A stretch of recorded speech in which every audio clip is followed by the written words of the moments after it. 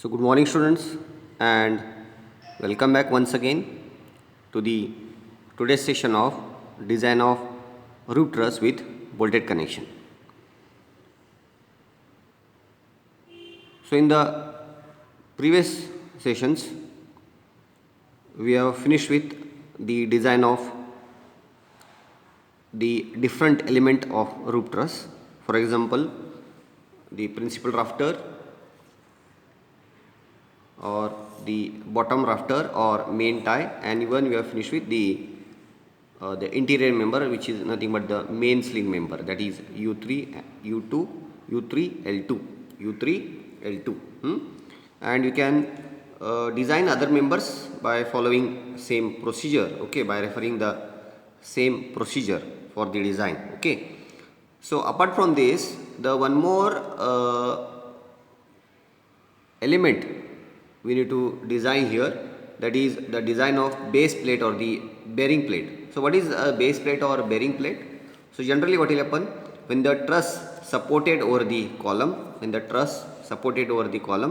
okay, and that column should be constructed with a base plate or a bearing plate. So what is a base plate? Means what? The truss will be resting over that base plate. It will be a column, and over that column there will be a plate, and over that plate this truss will be resting. So we have to design that base plate also, okay.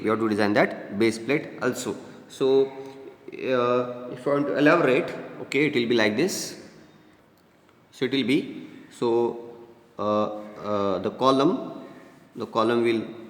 will be like this, and over that the truss will be resting. Like this, okay. It will be like this, whatever, okay. So here we need to design a additional plate, okay. So this will be called as a base plate or a bearing plate, okay.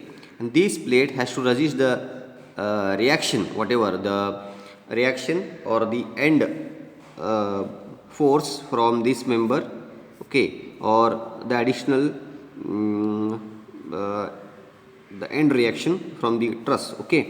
So we have to design this because this will be resting over the column. The base plate will be resting over the column, okay, and this base plate has to be resist the forces through the member of the roof truss, okay.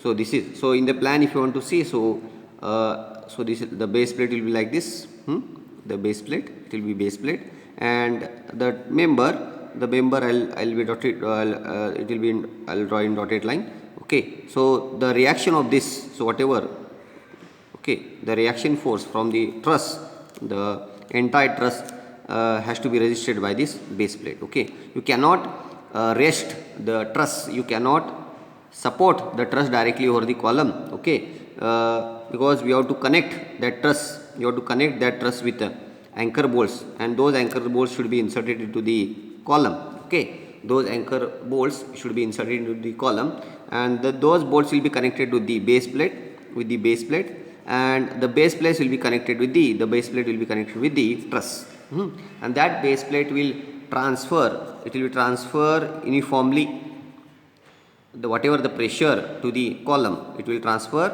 the pressure uniformly over to the column. So that is the reason we have to design the base plate or the bearing plate. Why it is also called as bearing plate? Why? It has to bear the force or bear the pressure. It has to bear the force or the pressure from concrete, even from the reaction of the truss, okay. So the next we have to design the base plate, okay. That is nothing but the design of base plate, okay. So here next is design of base plate. Design of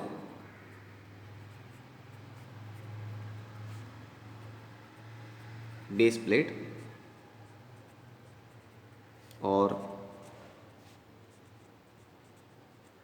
bearing plate. Design of base plate or bearing plate, okay. So at the joint we have the member like this,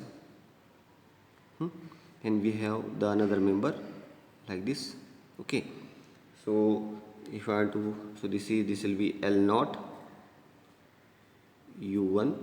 Okay, and it is at an angle of 30 degree. Okay, it is at an angle of 30 degree. So if you want to show here, yes, so this at this joint we have this member as well as this member. Okay, so this member is carrying a force of the compressive force, the design compressive force, that you have to note down. Okay, so I'll show you. So the design compressive force carried by member, that is L naught U1 is 261. So this is a 261 force acting over the base plate. Okay, so that you have to consider here.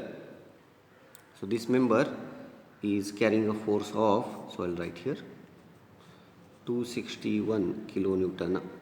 261 kilonewton. Understood? So if I find the vertical component of this, it will be 261 into sine of 30. 261 into sine of 30. Correct? So, so here it will be, so if I write here, it will be 261 sine of 30. It will be 130.5 kilonewton. Okay, 130.5 kilonewton. Understood? So therefore here, so we got the force acting over the base plate, so we have to provide a base plate here below the column. Okay, so we have to provide a base plate here to resist the, okay, so this is nothing but the base plate. Correct? Okay, so here, so therefore here area of base plate, the area of base plate will be the P, that is the P is nothing but the component of this force P divided by bearing strength of concrete.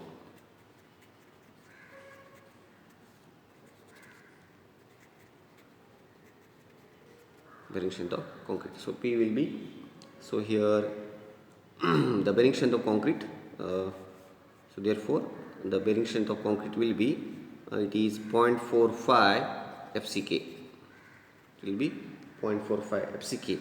So if FCK is given, so no problem. If it is not, so you can assume. So I'll assume the FCK will be 20 Newton per mm square. Okay, so the bearing pressure or the bearing strength of concrete is 0.45 FCK. So it will be 0.45 FCK is 20. So it will be 9 Newton per mm square. It will be 9 Newton per mm square. Okay, so therefore the area will be P is 130.5 into 10 raised to 3 divided by 9. So we get here 14500 mm square. 14500 mm square. Okay, so therefore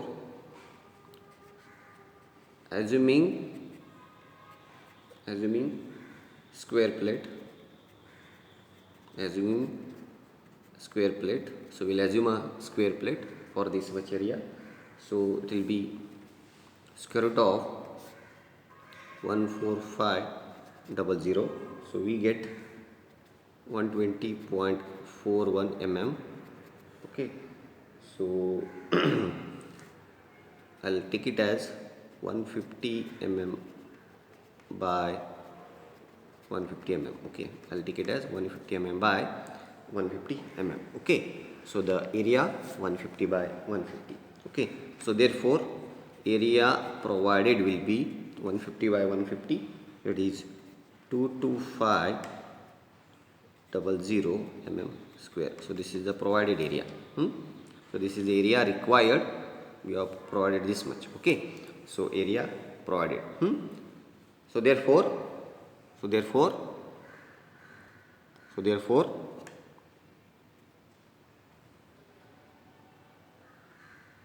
therefore, the actual bearing pressure, the actual bearing pressure will be the load divided by area provided. It will be 5.8 Newton per mm square. It will be 5.8 Newton per mm square, and which is less than Q allowable. Q allowable is 9 Newton per mm square, because the allowable bearing pressure is the 0.45 FCK, which is nothing but 9 Newton per mm square. Therefore, it is okay. Therefore, it is okay. So now we have to. So now we have to move on to design part. Okay. So let us provide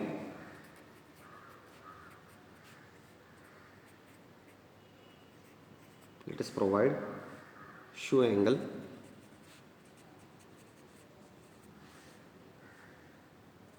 to ISA 50 by 50 by 6. So we have to provide this angle, the additional angle, to hold the truss over the base plate. To hold the truss over the base plate, we have to provide the supporting angle or the holding angle, that is nothing but a shoe angle of 2 ISA 50 by 6. So if it will be like this. So we have to provide double angle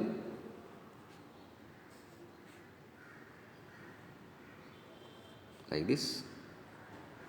In between that, we have to provide the truss. We have to provide the truss, and below that we will be having a base plate. Okay, that shoe angle will be over the base plate. So this will be the base plate. This is the base plate.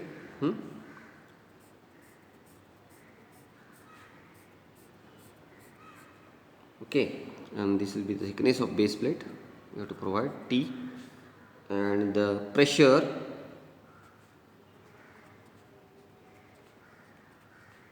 the upward pressure over the base plate is, we have got, it is 5.8 Newton per mm square. Okay, 5.8 Newton per, and the size is here, it is 150. The size is here 150. Okay, and the critical section of bending moment, we need to consider here. According to the code, the critical section of bending moment will be at the face of this angle. Okay, face of this angle. So this will be x. I'll call it as x here. This will be x. Okay, and these are 2 ISA 50 by 6. Okay, 2 ISA 50 by 6. So the distance x will be, so total is 150. So 150 by 2 minus this, that is the gap 10 by 2 minus 6, this thickness is 6. So we get x is equal to 64 mm. Understood now? So we get this as 150 by 2 minus 10 by 2 minus 6. So 64 mm. So this is the distance where we get the maximum movement. So this is the distance x. Sorry, this is the distance x. Not here, it will be here. Okay, where we get maximum movement. So therefore, now Now thickness of bearing plate, thickness of bearing plate by equating thickness of bearing plate by equating mu is equal to md. You have to equate the moment is equal to the design moment. So therefore mu at the section 11, mu at section 11 will be like cantilever WL square by 2. So the W is nothing but the upward pressure, WL is nothing but x. So I can write the Q x square by 2. I can rewrite this is I will consider as Q x square by 2. Okay. So here Q is 5.8, x is 64, Qx square by 2. So it will be 11.87 into 10 raised to 3 Newton mm. 11.87 into 10 raised to 3 Newton mm. Okay. So therefore md will be we got mu. Now you have to find out md. Md is nothing but 1.2 as per IS 800, the design permissible moment md into Fy divided by gamma m naught into Ze. So Ze is nothing but the section modulus. Okay. So the section modulus for the rectangular section will be bt square by 6. So the b, width of plate into thickness of plate, bt square by 6. Okay. So if I write here, so the plate will be like this. It will be 150 by 150.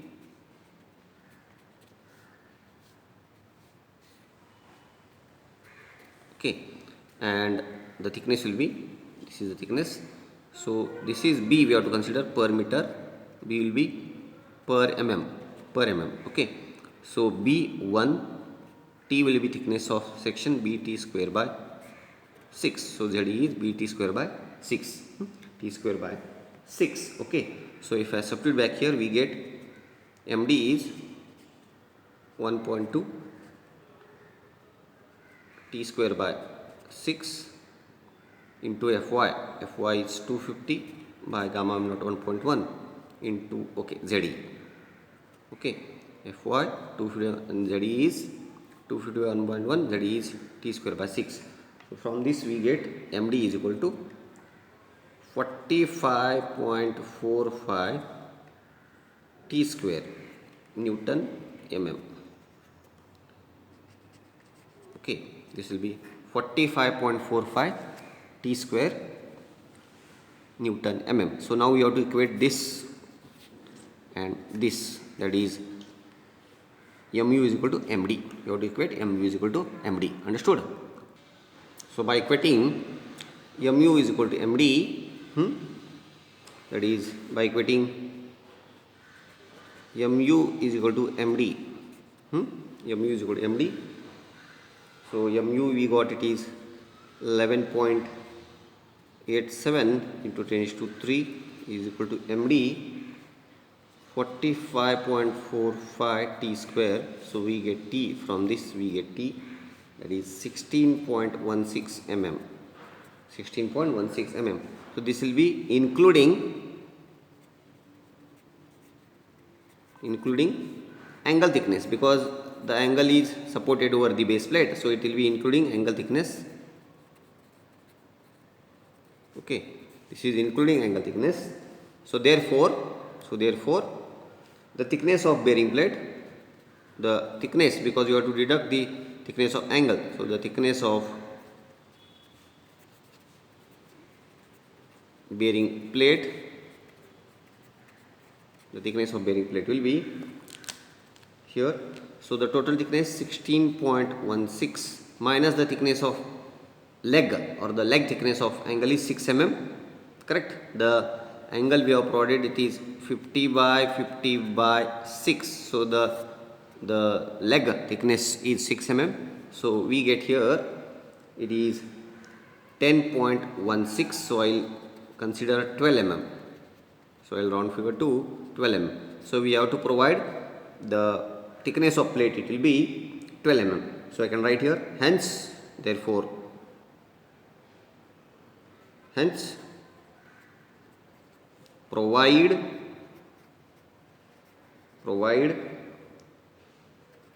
bearing plate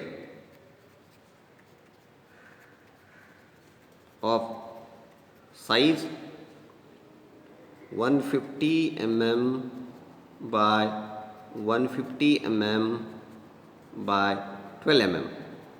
Okay, so we have to provide the bearing plate which support the ends of truss, which will be provided over the column. Okay, and that plate of having size 150 mm by 150 mm by 12.